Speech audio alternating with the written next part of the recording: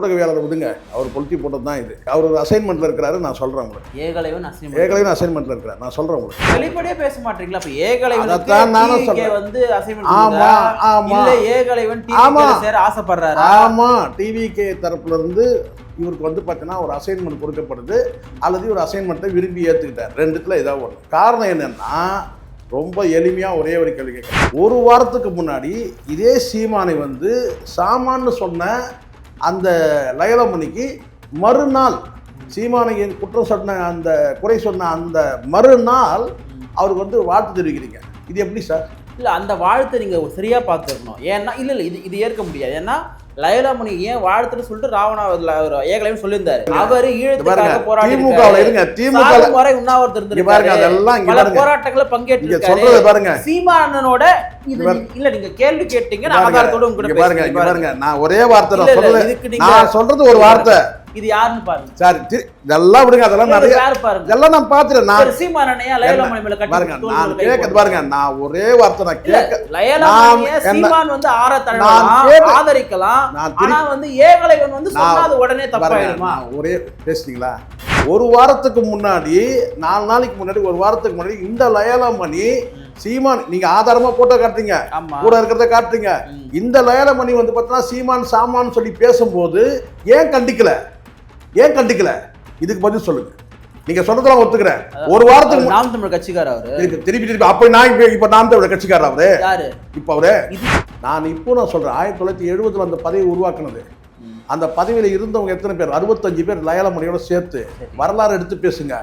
65 பேர்ல கிட்டத்தட்ட 40 பேர் IAS, 20 பேர் இருங்க 20 பேர் வந்து பாத்தீங்கன்னா வந்து போஸ்ட் கிராஜுவேட் அண்டர் கிராஜுவேட்.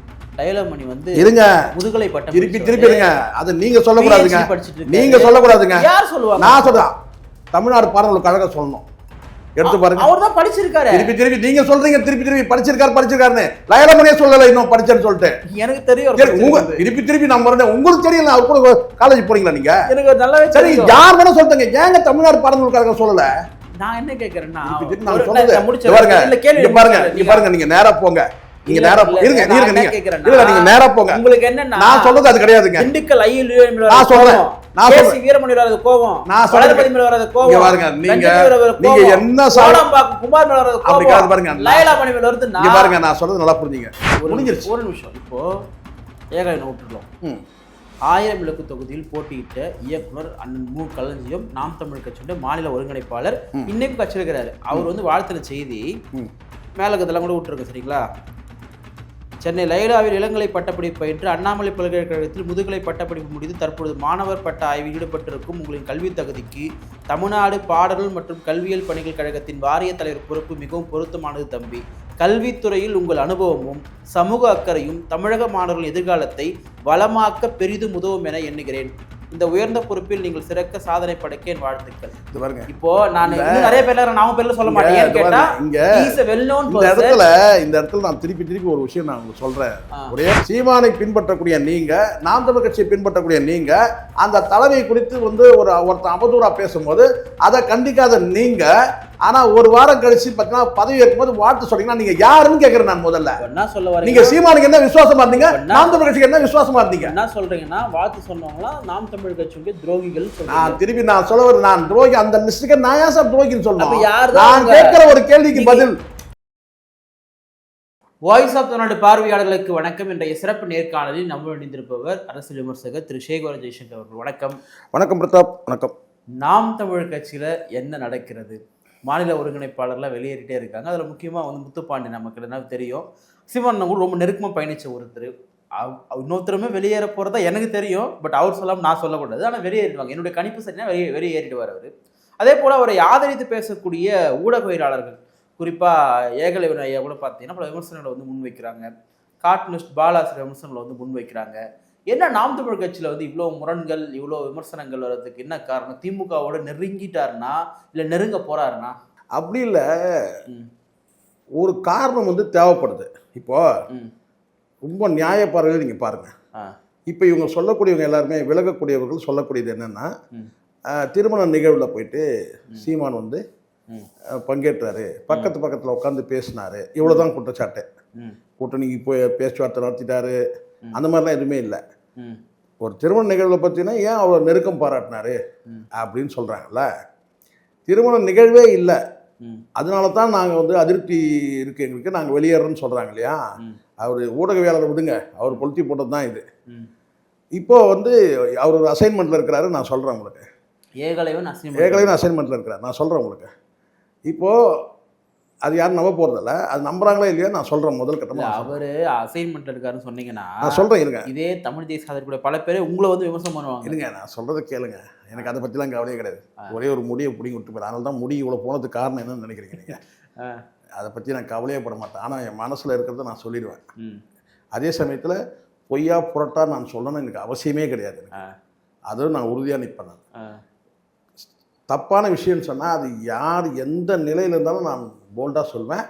அதனால் நான் இழந்தது அதிகம், பல கோடிகள் இழந்தது அதிகம். எனக்கு அதை பற்றி கவலையும் கிடையாது. அசைன்மெண்ட்டில் இருக்காருன்னா சொல்லுங்க, திமுக அசைன்மெண்ட் நான் சொல்கிறேன் அது என்னன்னு நான் சொல்கிறேன் என்னன்றதை சொல்கிறேன். முதல்ல இதை முடிச்சிடுறேன். சப்ஜெக்ட் என்ன? ஒரே வார்த்தை தான். என்னன்னு கேட்டால் திருமண நிகழ்வு, அடுத்தடுத்து 2 திருமண நிகழ்வில் 2 பேர் பக்கத்தில் உட்காந்து பேசினாரு, அவ்வளோதான் சப்ஜெக்ட். ஓகே.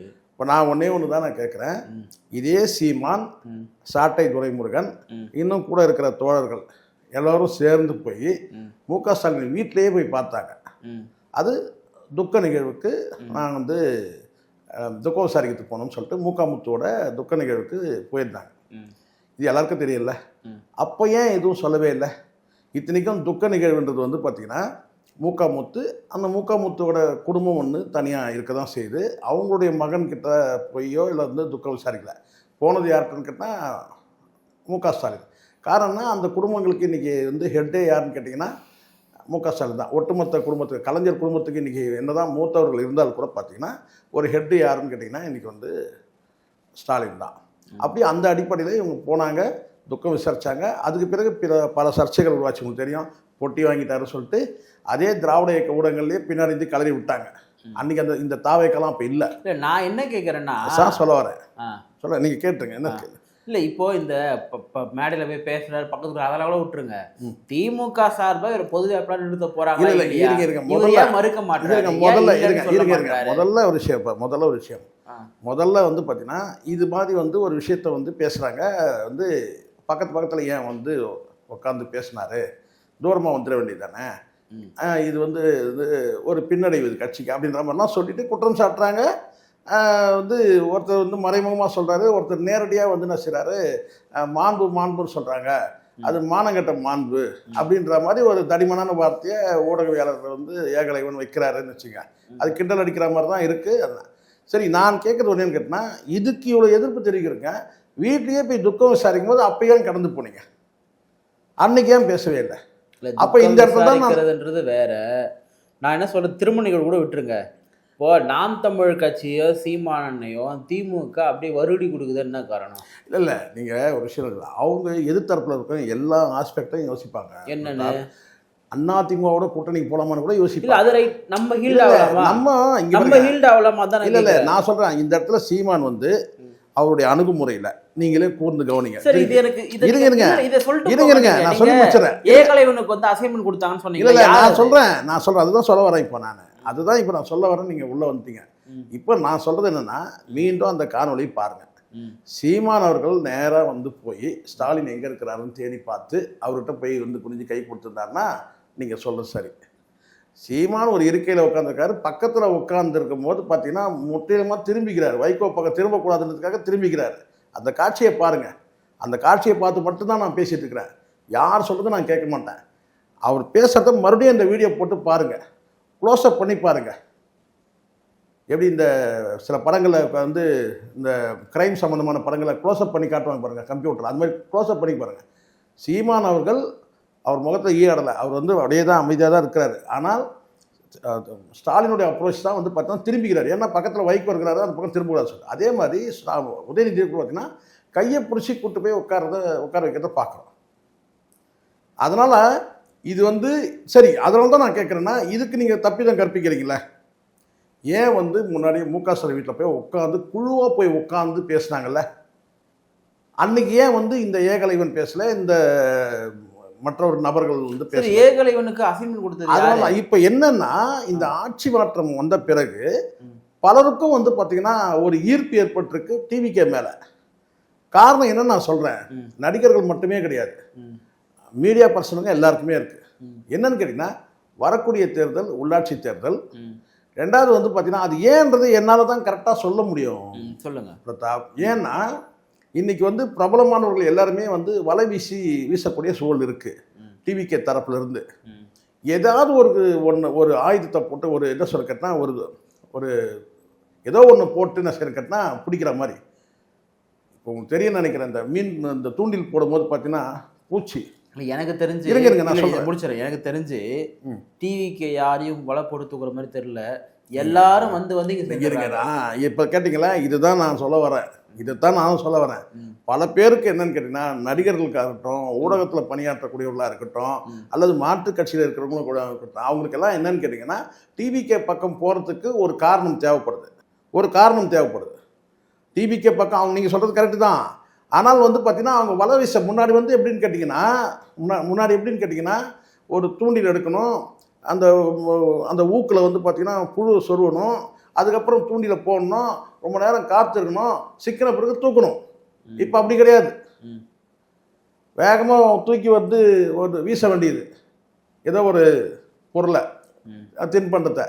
அதை வந்து சாப்பிடும் போது பார்த்தீங்கன்னா மீன் ஆட்டோமேட்டிக்காக வந்து பார்த்தீங்கன்னா மயங்கி அப்படியே ஆடும்போது பார்த்தீங்கன்னா வலையை போட்டு வெளிப்படையே பேச மாட்டீங்களா? அப்ப ஏகலைவன் வந்து ஏகலைவன் ஆசைப்படுறாரு. ஆமா, டிவிகே தரப்புல இருந்து இவருக்கு வந்து பார்த்தீங்கன்னா ஒரு அசைன்மெண்ட் கொடுக்கப்படுது, அல்லது ஒரு அசைன்மெண்ட்டை விரும்பி ஏற்றுக்கிட்டார். ரெண்டுத்துல ஏதாவது ஒன்று. காரணம் என்னன்னா ரொம்ப எளிமையாக ஒரே ஒரு கேள்வி கேட்குறேன்.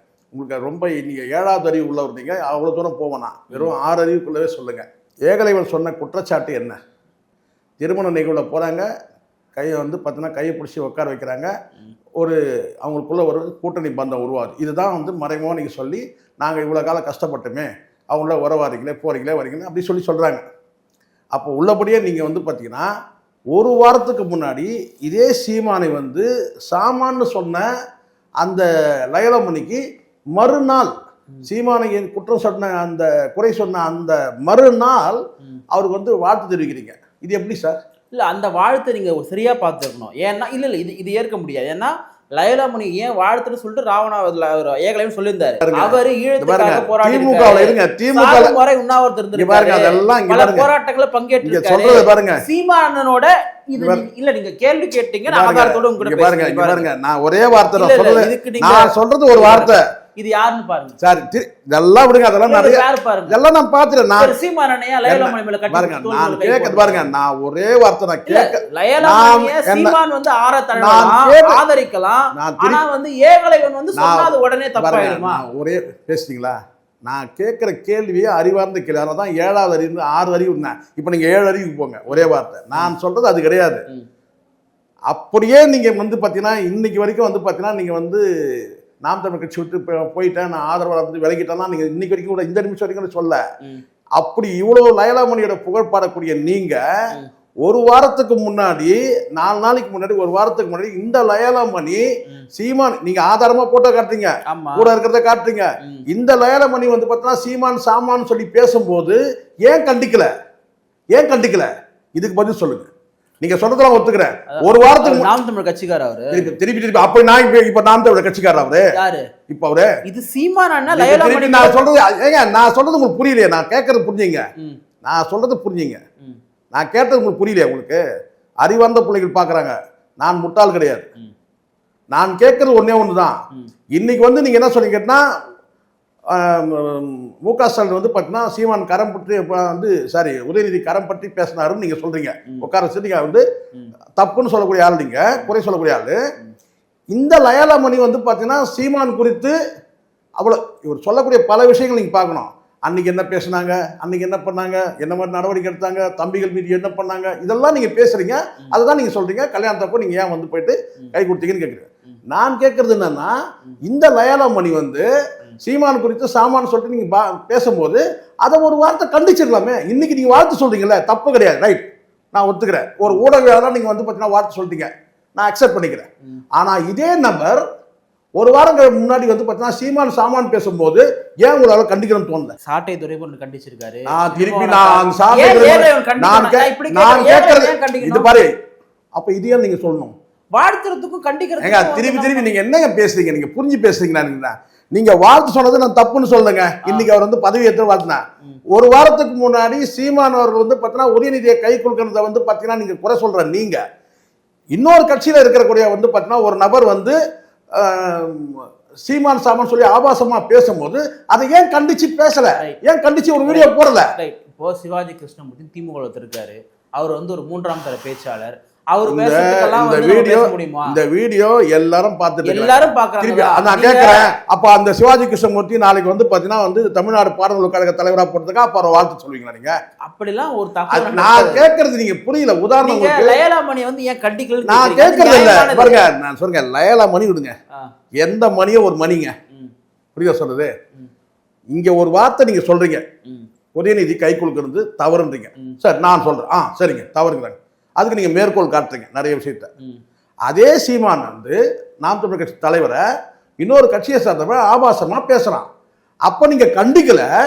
ஆனா ஒரு வாரம் கழிச்சு அவன் ஒரு பதவி வாங்கும் போது வந்து பாத்தீங்கன்னா அவர் யார் தெரியுமா? தண்டி யாத்திரையில கலந்துக்கிட்டாரு, உப்பு சத்தியாகிரகத்துல கலந்துக்கிட்டாரு, ரயில் மறியல் போராட்டம், இந்தி திருப்பி போராட்டத்தில் கலந்துக்கிட்டாரு, உண்ணாவிரதம் இருந்தாரு, தமிழ் மொழிக்காக தன்னை தியாகம் பண்ணாரு.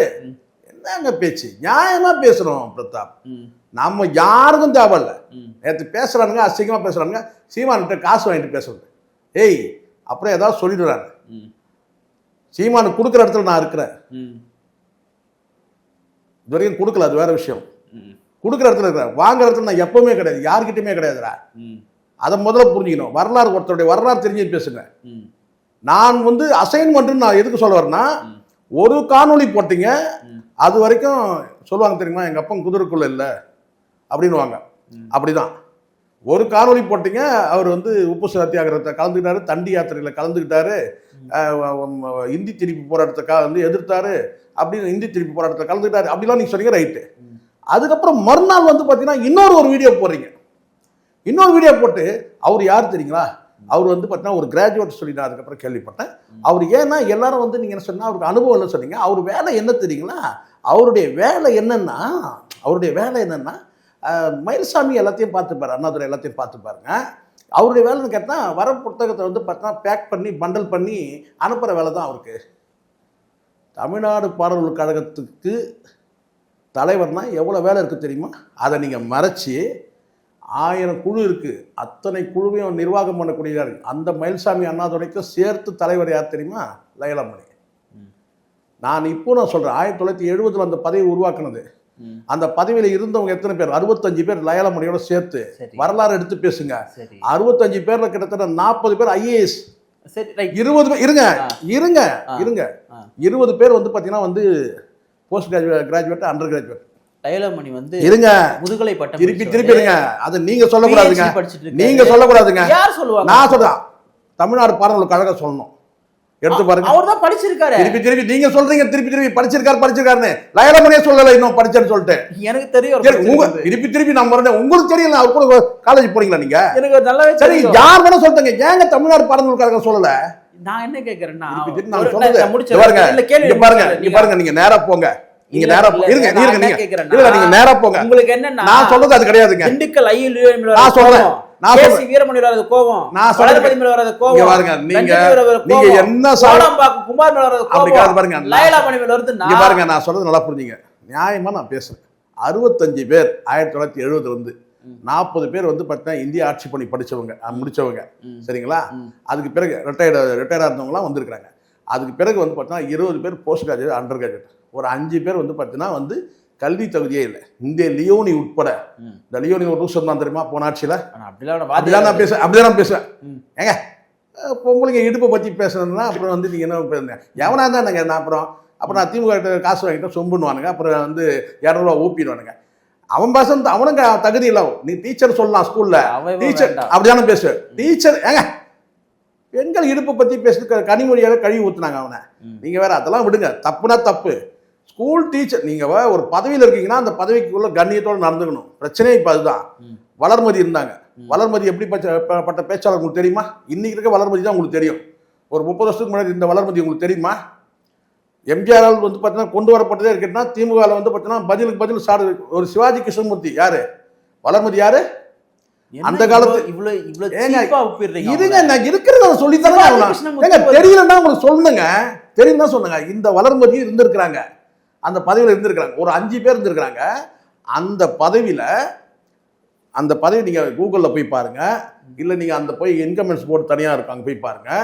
நீங்க டிகிரி முடிச்சிருந்தீங்கன்னு சொன்னா இத்தனை பேருக்கு எழுதுறாங்கல்ல, இத்தனை பேர் ஐஏஎஸ், இந்த இந்த இந்த எஜுகேஷன், இந்த குவாலிஃபிகேஷன் அப்படி சொல்லிட்டு இருக்கிறாங்க. இவ்வளோ பேர் இருக்கும்போது ஏன் ஒரு 5 பேருக்கு மட்டும் கல்வி தகுதி பதிவு பண்ண மாட்டாங்க? சொல்லுங்க. நீங்க சொல்றீங்க சார். இப்போ நான் சொல்றேன், நான் என்ன படிச்சிருக்கேன் தெரியுமா உங்களுக்கு? நான் என்ன படிச்சிருக்கேன் தெரியுமா உங்களுக்கு? எத்தனை டிகிரி முடிச்சிருக்கேன் தெரியுமா? நான் போஸ்ட் கிராஜுவேட். நான் போட்டுக்கிறேன் ஒரு 20 வந்து எம்காம் பிகாம் மொத்தம் போட்டுக்கிறேன். கிடையாது, நான் 10th ஸ்டாண்டர்ட், ஒன்லி 10th. அதுக்கடுத்து நான் டெக்னிக்கல் படிச்சேன். டெக்னிக்கல் கூட ஐடிஐ தான், ஒன்றும் பெரிய படிப்புலாம் கிடையாது. எங்ககிட்ட இருக்க அத்தனையுமே அனுபவ படிப்பு. கர்மம், அந்த மறதின்றது ஒன்று இருக்க மாட்டாங்க. அவ்வளோதான், வேற ஒன்றும் கிடையாது. உங்களுக்கே இவ்வளோ கோபம் வருது? கோபம் கிடையாது. நீங்கள் பாருங்க, நீங்கள் ஒரு விஷயம் நல்லா புரிஞ்சுங்க. ஆஸ் ஏ அட்வொகேட் நீங்க ஒருத்தருடைய எய்ம் என்னன்றதை அவன் பேசும்போது நீங்க புரிஞ்சுக்கலாம். ஒருத்தர் பேசும்போது அது ஏகலைவனா இருக்கட்டும், இல்லை ஒருத்தர் அறிக்கையில் கூட பார்த்தீங்கன்னா அந்த உள்நோக்கம் என்னன்றது தெரிஞ்சுக்கலாம். ஒருத்தருடைய அறிக்கையில் ஒரு உள்நோக்கம் என்னன்னு சொல்லி தெரிஞ்சுக்கலாம். ஒரு அட்வொகேட் சில பேர் கம்ப்ளைண்ட் எழுதுவான். கம்ப்ளைண்ட் எழுதும்போது உங்களுக்கு தெரியும் 305 மேட் அவுட் ஆனோம், 302 மேட் அவுட் ஆனோம். என்ன ஒரு செக்ஷன் இருக்கு இல்லையா, இதை சொல்லுவாங்க பாருங்க, 506/2 வந்து மேட் அவுட் ஆனோம். அதுக்கேற்ற மாதிரி கம்ப்ளைண்ட் எழுதுவாங்க. எப்படி நீங்கள் ஒரு அட்வொகேட் புரியும் அது மாதிரி எனக்கு கேட்டால், பத்திரிகையாளர் வந்து ஒருத்தர் பேசும்போது இன்னொரு பத்திரிகையாளர் புரிஞ்சிக்க முடியும் அவங்க நோக்கம் என்னன்னு. உங்களுடைய பேச்சில் நான் பார்க்குறேன், அது நல்லா வெளிப்படுது. நீங்கள் உங்களுடைய ஜாகையை மாற்ற போகிறீங்க. நாம் தமிழிலிருந்து உங்கள் ஜாகையை தூக்கி தாவேக்காக்கு மாற்ற போகிறீங்க. நான் டவுட் பட்டேன், மறுநாள் கன்ஃபார்ம் ஆகுது. காரணம் என்னன்னா, ஒரு வீடியோ போட்டு நீங்க வாழ்த்து சொன்னா கூட பரவாயில்ல, சரி வாழ்த்தோடு முடிக்காம நீங்க அதுக்கப்புறம் வந்து பாத்தீங்கன்னா அவருடைய புகழாரம் பாட ஆரம்பிச்சிங்க. பாத்தீங்களா எப்படி அவருடைய புகழாரம் பாட ஆரம்பிச்சிங்க பாருங்க, அதுலயே கன்ஃபார்ம் ஆயிடுச்சு. அதுக்கப்புறம் அடுத்த நாள் ஒன்று போட்டீங்க பாருங்க, அடுத்த நாள் ஒரு வீடியோ போட்டீங்க பாருங்க, அது இன்னும் கன்ஃபார்ம் ஆயிடுச்சு. ஆக நீங்க வந்து பாத்தீங்கன்னா இங்க எழுதி வச்சுங்க, இந்த மறுபடியும் உட்காரணும் இதே இடத்துல. ஏகலைவன் வந்து டிவி கேக்கு போறதுக்கு தயாராச்சு, முடிஞ்சிருச்சு. ஒரு நிமிஷம், இப்போ ஏகலைவன் விட்டுருலாம். 1000 விளக்கு தொகுதியில் போட்டியிட்ட இயக்குனர் அண்ணன் மு. களஞ்சியம் நாம் தமிழ் கட்சியோட மாநில ஒருங்கிணைப்பாளர் இன்னைக்கும் கட்சி இருக்கிறாரு. அவர் வந்து வாழ்த்தின செய்தி மேலகத்தெல்லாம் கூட விட்டுருக்கு. சரிங்களா?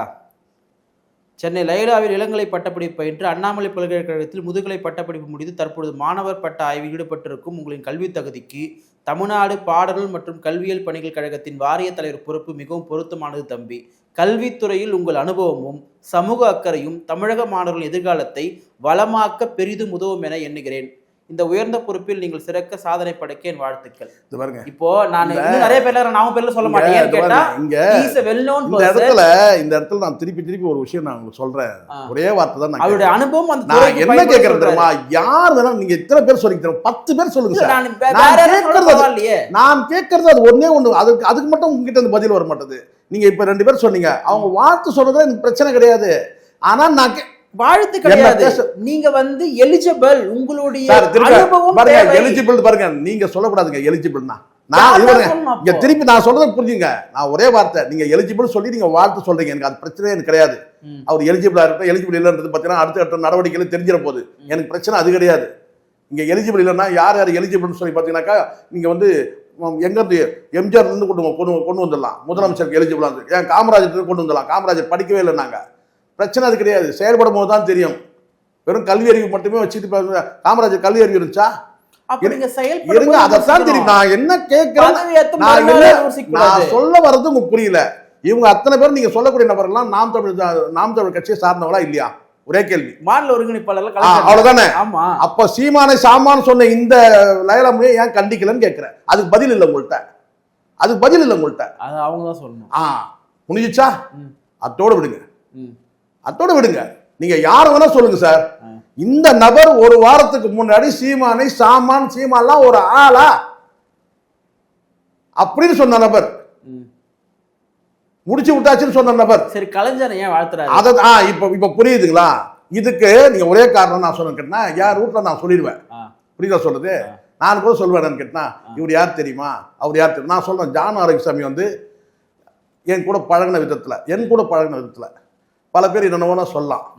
நான் வந்து ஜான் கிட்ட நான் உரிமையோடு நான் பேசுறேன். என்னோட வயதில் குறைந்தா இருந்தா கூட பார்த்தீங்கன்னா அவர் எனக்கு வந்து அவர் வந்து அட்வைஸ் பண்ணியிருக்கிறாரு. நானும் சில சஜஷன் அவர்கிட்ட நான் சொல்லியிருக்கிறேன். எங்களுக்குள்ள ஒரு பழக்கம் இருந்தது. இப்போ இல்லை, ஆனால் சொல்ல நம்ப மாட்டீங்க நீங்க, இருந்தது.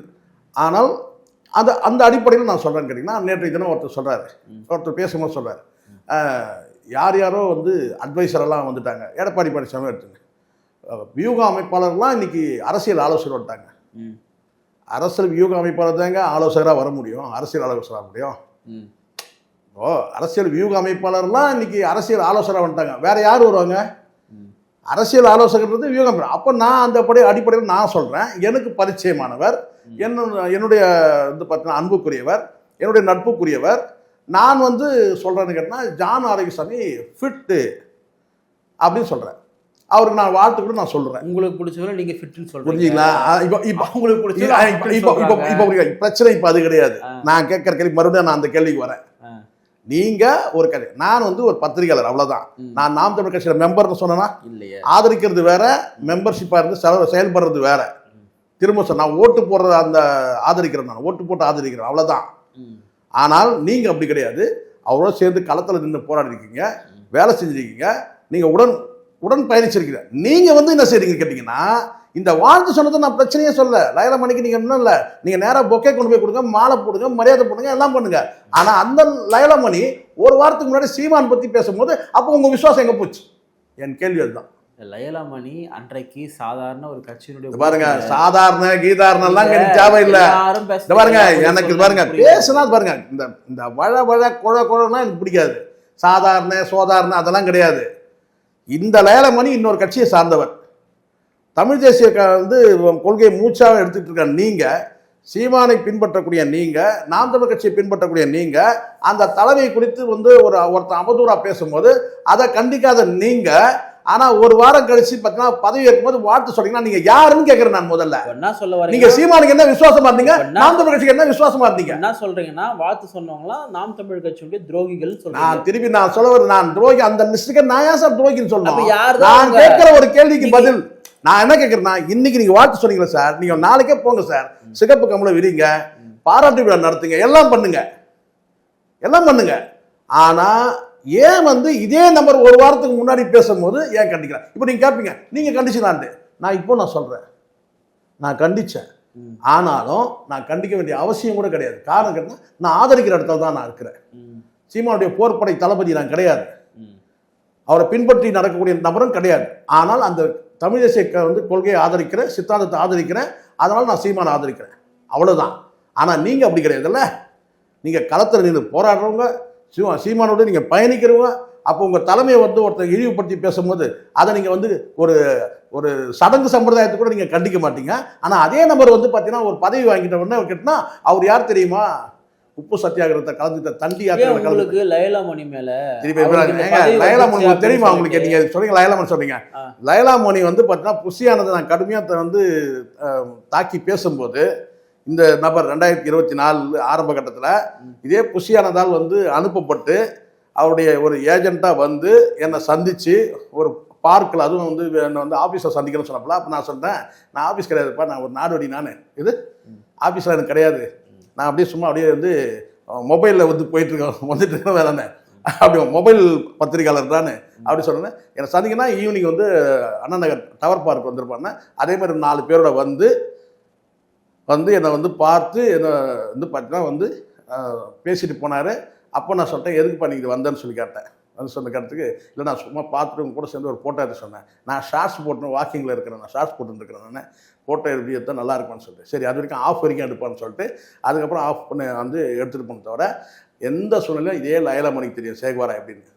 இவங்கெல்லாம் ஒரு பொருட்டே கிடையாது. அப்போல்லாம் வந்து ஜான் யாருன்றதே தெரியாது அந்த டைமில். அவரே என்கிட்ட சொன்னாப்புல, ஏன்னா ஜான் சார் உங்கள்கிட்ட பேசிட்டு இருக்கிறாருன்னு சொல்லுவாங்க, ஆனால் இது வரைக்கும் நான் ஜான் சாரை பார்த்ததே கிடையாது. யார் 2024 வரைக்கும் பார்த்ததே கிடையாதுன்னு சொன்னேன். இப்போ பார்த்துடலாம், நான் சொல்கிறது அதுக்காக சொல்ல. ஆனால் அதுக்கப்புறம் மறுநாளே நான் வந்து ஜான் கிட்ட பேச சொன்னேன், நேற்று வந்து அந்த பையன் வந்து பார்த்துட்டு போனான், அந்த மாதிரி புஷியானந்த் அனுச்சார சொல்லி பார்த்துட்டு போனால் அவன் வந்து இந்த மாதிரி தாக்கி பேசலாம் சொல்லிட்டு பேசினா போது அப்புறம் அது எங்களுக்குள்ள வேறு கான்வர்சேஷன் போச்சு. அப்புறம் ஆனாலும் சொல்கிறேன், எல்லாருக்கும் இதே ஜான் உட்பட எல்லாருக்கும் தெரியும் 10 காசு நான் யார்கிட்டும் கை நீட்டாதவன்றது ஜானுக்கே தெரியும். இதே வாய்ஸ் ஆஃப் காமெண்ட்டில் வந்து பார்த்தீங்கன்னா என்கிட்ட பேரம் பேசும்போதும் நான் வந்து பார்த்தீங்கன்னா சில பேர் நபர் விட்டு பேசினாங்க. அப்போவும் நான் வந்து பார்த்தீங்கன்னா இந்த 10 காசு எனக்கு தேவையில்லை, நான் இன்னும் கொஞ்ச நாள் இருக்க போகிறேன், அப்புறம் போய் சேர போகிறேன், எனக்கு அது இதெல்லாம் தேவை கிடையாது. நான் வந்து உண்மையாக நேர்மையாக இருக்கணும். என்னை நம்புகிற ஒரு சின்ன கூட்டம் இருக்குது, ஒரு 10 பேர் என்னை நம்புகிறான், ஒரு டிஸ்ட்ரிக்டில் ஒருத்தர் நம்புகிறான். அந்த நம்பிக்கைக்கு நான் பாத்திரமா இருக்கேன். அவங்ககிட்டே நான் 10 காசு, ஆனால் தப்புனா தப்புன்னு சொல்லுவேன். இந்த நான் சொல்கிறது என்னென்னா, இந்த நபர் இந்த ஏகலைவன் கொஞ்சம் வெயிட் பண்ணுங்க, அவருடைய ஒட்டுமொத்தமாக டிவிக்கு அரசை ஆதரித்து பேசக்கூடிய இடத்துல அவர் வந்துடுவார். முதல் ஆரம்பம் தான் இது. அப்போ நீங்கள் இதே இடத்துல என்ன கூட்டுங்க, நீங்கள் சொன்னது தப்பு, அவர் அசைன்மெண்ட்ல இல்லை. இல்லை மாற்றம் என்பது எல்லாருக்கும் நிலைப்பாடு. அதுதான் நான் திருப்பி நான் சொல்கிறேன். அதுக்கு எதுக்கு ஒன்று மட்டும் சொல்லுங்க, நான் என்ன சொல்கிறேன், நீங்கள் ஏன் காரணம் நான் என்ன கேட்குறேன், ஒரு வெளிப்படையாக ஒரே வார்த்தை. ரொம்ப பாருங்க, அண்ணாமலை தான் இங்கே இருக்கிறதுல டீசென்ட்டு. நேராக போனார், அவங்ககிட்டயே வந்து ஒரு கடிதம் கொடுத்துட்டு அனுமதி வாங்கிக்கிட்டு இன்னொரு கட்சிக்கு வந்து பார்த்தீங்கன்னா ஒரு சொந்த கட்சிக்கு தொடக்கத்துக்கு போயிட்டார். அது மாதிரி நேராக போனீங்களா, அண்ணனை சந்திச்சிங்கன்னா அண்ணா இவ்வளோ நாள் உங்கள் கூட இருந்தாங்க, சும்மா வந்து பிரயோஜனமே இல்லை, எதுவும் பலன் கிடைக்கல, அதனால் நாங்கள் வந்து பார்த்தீங்கன்னா டிவிக்கு போகிறோன்னு சொன்னால் அவரே போயிட்டு வாங்க போன்னு அனுப்ப போகிறாரு. அதுக்கு எதுக்கு நீங்கள் வந்து பார்த்தீங்கன்னா கல்யாணத்தில் போய் கை கொடுத்தீங்க, அதை பண்ணீங்க இதை பண்ணீங்கன்னு அற்பத்தனமாக இல்லை அரசியல் அது? இல்லை, கொஞ்சம் சுருக்கமாக இதை பதில் மட்டும் சொல்ல முடிச்சலாம் நம்ம. இப்போ நீங்கள் சீமான் அண்ணன் அம்பாசமுத்திரத்தில் ஒரு வேலை நான் இப்படி கூட சொல்கிறேன் கேட்குறேன், நான் திமுக போட்டியிடாம இவர் மட்டும் போட்டிடுறாருன்னு வச்சுங்களேன், திமுக மற்ற எல்லா இடத்துலையும் போட்டிடுது, அம்பாசமுத்திரம் மட்டும் போட்டியிடல, நான் இவரை தான் திமுக அமைச்சு நான் சொல்லலை, அப்படி ஒரு நிலை ஏற்பட்டா அது என்ன நிலைப்பாடு? இப்போ நல்லா புரிஞ்சுக்க பிரதாப், விஷயம் நிறைய நம்ம வந்து யூகங்கள் நிறைய நம்ம வச்சுக்கலாம். இப்போ ஒன்றே ஒன்று பதில் சொல்லுங்க, அம்பாசமுத்திரத்தில் சீமான் பொது வேட்பாளர் சொல்லி சொன்ன ஒரு நபருக்கு அடையாளம் காட்டுங்க, யாராவது ஒருத்தர் சொல்லுங்க. இல்லை. யார்? திமுக சொன்னாங்களா? இல்லை. எடப்பாடி சொன்னாரா? இல்லை. இல்லை. இதை தாண்டி மூணாவது யார் சொல்லணும்? சீமான் சொல்லணும். என்னை பொது வேட்பாளராக அவங்க நிறுத்துறாங்கன்னு அவர் சொல்லணும். சீமானும் சொல்லலை, திமுகவும் சொல்ல, திமுக ஒரு கூட்டணி, அதிமுக ஒரு கூட்டணி, அவங்க யாரும் சொல்லவே இல்லை. ஸோ இந்த 3 தரப்புமே சொல்லாத போது அந்த டாபிக் எதனால் வருது, யார் எடுத்து விடுறாங்க அந்த டாப்பிக்கை?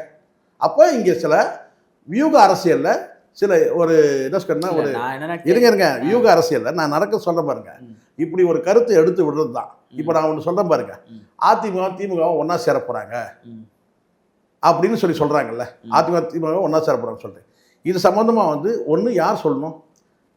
திமுக தரப்பில் சொல்லணும், இல்லை அதிமுக தரப்பில் சொல்லணும். இது வரைக்கும் அவங்க யாரும் சொல்லவே இல்லை. அப்போ இந்த கருத்து எதனால் வருது? இது ஒரு முயற்சி. இதுங்க டிவிக்கோட இருங்க, ஏன் இல்லை ஏன் தெரியுமா இதை எதுக்காக இதை சொல்கிறாங்கன்னா, இது வந்து இப்போ என்ன சொல்ல கேட்டால், இப்போ வந்து ஒரு வதந்தி அரசியல் ஒன்று நடக்குது, புரியுதா? ஒரு சைடு தள்ளி போகிறது, இருங்க ஒரு சைடு தள்ளி போகிறது என்னென்னா, ஒரு கதையை இப்படி எடுத்து விடுங்க. என்னன்னு கேட்டிங்கன்னா, இன்னைக்கு டிவிக்கு 1 to 1 எதிர்பார்க்குது. முக்கோண அரசியல் வந்தால் நமக்கு சேதாரம், அடுத்ததுல முக்கோண அரசியல் வந்தால் நமக்கு சேதாரம், 2 தரப்புலையும் நம்மளை அடிப்பாங்க, 2 ஆங்கிள்லேயும் இருக்குது. ஏன்னா இன்றைக்கும் வந்து பார்த்தீங்கன்னா 1,13,00,000 வாக்குகள் வந்து அதிமுக கரெக்டாக இருக்குது, ரெடியாக இருக்குது. 1.5 லட்சம் வாக்குகள் வந்து பார்த்தீங்கன்னா திமுக கிட்டே இருக்குது. இப்போ மீதி இருக்கிற வாக்குகள் தான் இவங்க பெற்றிருக்கிறாங்க. அந்த கல்ட்டுன்ற பிம்பத்துக்கு இவ்வளோதான் கிடைச்சிருக்கு. இப்போ அந்த கல்ட்டும் உடையுது, ஆட்சிக்கு எதிரான வாக்கு. ஸோ வந்து தினசரி வந்து பார்த்தீங்கன்னா வந்து நான் வந்து பின்னடைவு. அப்போ இதை சரி கட்டுறது சமன்படுறதுக்கு கேட்டால் 1 to 1 வந்தால் சரியாக இருக்கும்னு நீங்கள் எதிர்பார்க்குறாங்க. அது கம்ஃபர்ட்டான வந்து ஒரு அரசியல் என்னன்னு கேட்டேன், பொலிட்டிக்கல் என்னென்னா 1 to 1 கேட்டால் டிஎம்கே வெர்சஸ் டிவிகே, இந்த நெரேட்டிவ் வந்து நிற்கணும்னு பிளான் பண்ணுறாங்க. இதில் வந்து இந்த அளவுக்கு இந்த வெற்றி கிடைச்சதுன்னா, அந்த 108 கிடைச்சது காரணமேன்னு கேட்டால் அந்த நெரேட்டிவ்காக கிடைச்சிது. அப்போ இன் ஃபியூச்சரில் என்னன்னு கேட்டிங்கன்னா 2 தரப்புலையுமே வந்து பார்த்தீங்கன்னா வந்து இப்போ உங்களுக்கு தெரியும் நினைக்கிறேன், நேற்றையிலேருந்து பார்த்துருப்பீங்க, 2 தரப்புலையுமே வந்து பார்த்தீங்கன்னா வந்து ஒருமையில் பேசக்கூடியதை பார்க்குறீங்க. யாராவது விஜய் வந்து ஒருமையில் பேசுகிறாங்க. இந்த ஒருமையில் பேசக்கூடிய நோக்கம் என்னன்னு சொல்லிட்டு நான் விசாரிக்கும் போது என்ன சொல்கிறாங்கன்னு கேட்டிங்கன்னா, அந்த கல்ட்டுன்றதை உடைக்கிறோம். இந்த ஹீரோ கல்ட்டு ஒன்று இருக்குது இல்லையா, அந்த கல்ட்டை உடைக்கணும்னு கேட்டால் ஒருமையில் பேசுங்கன்னு சொல்லிட்டு திட்டமிட்டு ஒருமையில் பேசுகிறாங்க. அதுக்கு அடிப்படை காரணம் கேட்டால் இவங்களே எனக்கு வந்து கடந்த காலத்தில் பேசுகிற சில வார்த்தைகள், அதுதான் நான் சொல்லுவேன். சில நேரங்களில் கொஞ்சம் வந்து அறிவுபூர்வமாக யோசித்து செய்யுங்க. ஒரு மேடையில் பேசுறது கூட முக்கியமானவர்கள் பேசும்போது, நான் சொல்கிறது விஜய், ஆதவர்ஜுனா, முக்கிய நபர்கள் ஒரு 5 பேர் 10 பேர் இருக்காங்கன்னா அவங்க. மற்றபடி இப்போ சிவாஜி கிருஷ்ணமூர்த்தி பேசுகிற மாதிரி ஸ்டாலின் பேச முடியாது, சிவாஜி கிருஷ்ணமூர்த்தி பேசுகிற மாதிரி உதயநிதி பேச முடியாது. ஆனால் இங்கே வந்து பார்த்தீங்கன்னா ஒரு கட்டத்தில் சிவாஜி கிருஷ்ணமூர்த்தி பேசுகிற மாதிரி ஆதவர்ஜுனா பேச முடிய விளைவு முட்டாள் முதலமைச்சர் சொன்னது இன்னைக்கு என்ன ஒரு முறை சொன்னது இன்னைக்கு 10 முறை வந்து ஆராசா வந்து முட்டாள் முதலமைச்சர் சொல்லி சொல்லக்கூடியதை பார்க்குறோம் நம்ம. அப்போ இந்த சைடில் அதை ஒரு படி மேலே போய் செல்லூர் ராஜெல்லாம் நேற்றுக்கு வந்து ஒருமையில் பேசுகிறத பார்க்குறோம். செல்லூர் ராஜெல்லாம் ஒருமையில் பேசுகிறாங்க. இவர் இருக்கார் பாருங்க, அந்த ஆர்வி உதயகுமார். ஆமாம், உதயகுமார் அவர் வந்து பார்த்தீங்கன்னா ஒருமையில் பேசுகிறாரு. இப்படி வந்து இந்த சைடில் அனிதா ராதாகிருஷ்ணன் இப்போ எல்லாருமே ஒருமையில் பேசும்போது அந்த இடத்துல அந்த கல்ட்டு வந்து உடையுது. அந்த வேலையை ஒரு பக்கம் செய்கிறாங்க. அப்போது இவங்க என்ன நினைக்கிறாங்கன்னா, இவங்க 2 தரப்பும் தாக்கும் போது என்ன கேட்டால் இவங்கெல்லாம் ஒன்றா தான் போகிறாங்க. இது வரைக்கும் யாரும் அப்படி ஒரு முடிவு எடுக்கவே இல்லை. இது வரைக்கும் நானும் அதிமுக வந்து தரப்பில் விசாரிக்கும் போது பார்த்தீங்கன்னா ஃப்யூச்சரில் 2 தரப்பில் ஒன்றா இருக்க போகிறாங்க கிடையாதுங்க. 2ஆ இருந்தால் தான் டேமேஜ், 1ஆ இருந்தால் டேமேஜ் கிடையாது. 1ஆ இருந்தால் வந்து பார்த்தீங்கன்னா ஒரு கட்டத்தில் வந்து பார்த்தீங்கன்னா வந்து எதிர்த்து எதிர்கட்சி வரிசையிலாவது உட்காரத்துக்கு வாய்ப்பு இருக்குது.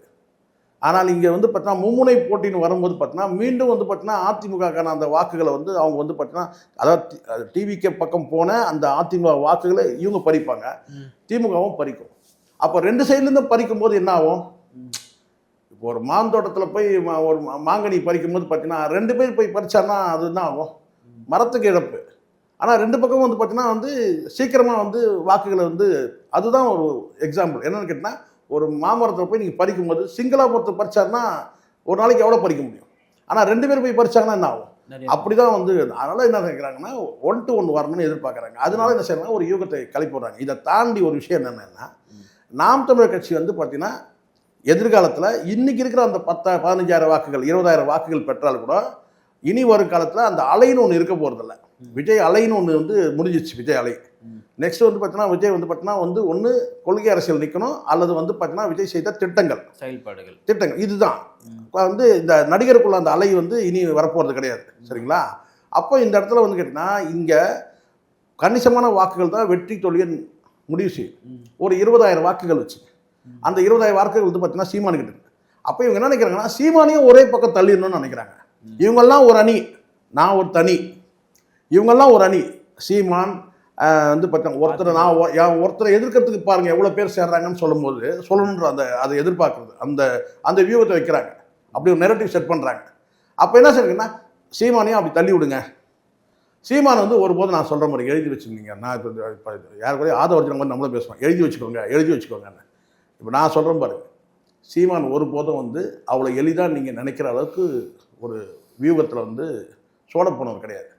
உடனே போயிட்டு வந்து திமுகவோட வந்து கூட்டணி வச்சுக்கிறதுக்கு அவங்க வந்து ஒரு அங்கீகரிக்கிறாங்க. என்னன்னு கேட்டீங்கன்னா அவங்க என்ன இது வரைக்கும் யாரும் அவங்க சொல்லலை.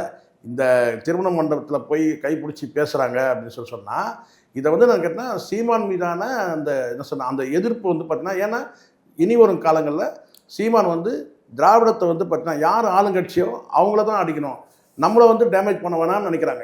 அதன் மூலமாக இந்த கைப்பிடிக்கிறது உட்கார வைக்கிறதுலாம் என்ன நான் நினைக்கிறேன்னா, என்ன அறிவுக்கு உட்பட வரைக்கும் எதிர்ப்பு அரசியல் வந்து கொஞ்சம் தனியும். வாக்குகளை இனி அடிக்கிற வந்து அந்த 20,000 வாக்குகள் எங்கேருந்து பிரியணும்னு சொன்னால் டிவிக்கு கிட்டேருந்து பிரியணும், நம்மக்கிட்டேருந்து போயிடக்கூடாது. சீமான் வந்து யார் அடித்தாலும் அங்கே வந்து டேமேஜ் ஆகும். அப்போ நம்ம டேமேஜ்லேருந்து பார்த்தீங்கன்னா வந்து காப்பாற்றிக்க பார்க்குறாங்க. வேறு ஒன்றுமே கிடையாது, டேமேஜ் கண்ட்ரோல் பண்ணுறாங்க. சீமானை நீங்கள் நல்லா யோசிச்சு பாருங்கள், சீமானை வந்து எதுக்காக வந்து கைப்பிடிக்கிறார்? இதில் அரசியல் இல்லையான்னு கேட்பீங்க. நானும் வந்து பார்த்தீங்கன்னா போகிற பக்கம் இல்லைங்க, அதெல்லாம் வந்து மரியாதைங்க அப்படின்னு சொல்லி நம்ம போயிடலாம். மரியாதை இருக்குது, சீமான் மீதான அந்த 16 ஆண்டு கால உழைப்புக்கு வந்து அங்கீகாரம் இருக்குது. அதை தாண்டி டேமேஜ் கண்ட்ரோல் ஒன்று இருக்குது. சீமான் வந்து ஒரு நம்ம மேலே அட்டாக் பண்ணும்போது பார்த்தீங்கன்னா ஒரு அடி அடித்தா போதும், அங்கே 4 அடி அடிக்கணும். டிவிக்கிற 4 அடி அடிக்கணும், நம்மளை ஒரு அடி அடித்தா போதும். மீண்டும் நம்ம சீமானை வந்து விரோதம் பாராட்டினா ஒரு எதிர்ப்பு அரசியல் நம்ம பண்ணால் நமக்கு தான் டேமேஜ் அப்படின்னு வந்து திமுக தரப்பில் நினைக்கிறாங்க. இது அண்ணா திமுகலையும் நினைப்பாங்க. இப்போ நான் கேட்குற சிம்பிளாக இப்படி ஒரு பதில் சொல்லிட்டேங்க டக்குன்னு. என்ன கேட்டேன், சீமானுடைய எதிர்ப்பு அரசியல் திராவிடத்துக்கு எதிர்ப்பான அரசியல் தானே. சீமான் நிறைய அட்டாக் பண்ணுது டிஎம்கேவியா அல்லது ஏடிஎம்கேவா? டிஎம்கே. இப்போ புரிஞ்சிச்சுங்களா? ஏன் அதுவும் திராவிட இயக்கம் தானே. அதை அவர் அப்படி சொல்ல மாட்டாரு. புரியுதுங்களா?